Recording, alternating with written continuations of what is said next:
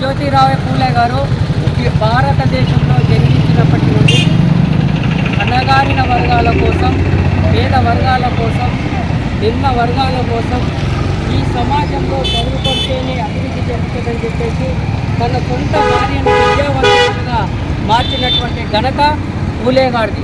అటువంటి సూచనలను సలహాలను పాటిస్తూ డాక్టర్ బిఆర్ అంబేద్కర్, బాబు జగజీవన్ గారి అటువంటి మేధావులు కూడా ఆయన ఆలోచన విధానాన్ని రాబోయే పూలే గారిని నేటి సమాజం గౌరవిస్తుంది.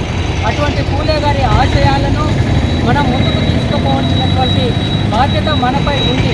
జోగిపేట పట్టణంలో మహాత్మా జ్యోతిబా పూలే గారి విగ్రహం నెలకొల్పుకోవడం కోసం ఈ ప్రాంత ప్రజలు, ఈ ప్రాంతంలో ఉన్న పట్టణ నాయకులందరూ కృషి చేయాలని చెప్పేసి అందరూ కోరుకుంటాం.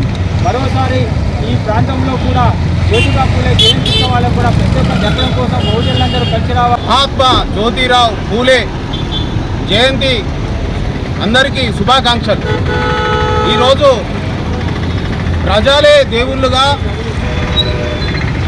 తాను చేసిన సమాజానికి చేసినటువంటి సేవలు ఎన్నో.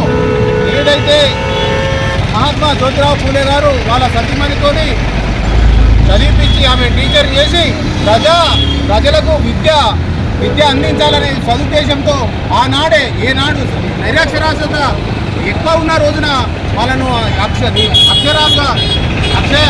విద్యావంతులుగా తీర్చిదిద్దిన ఘనత అందరికీ జరుగుతుంది.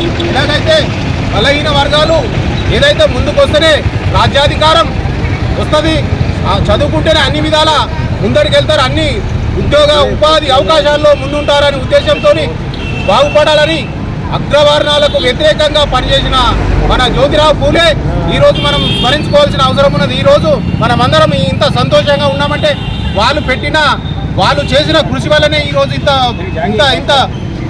ఇంత బాగా మనం పనిచేయగలుగుతున్నాం.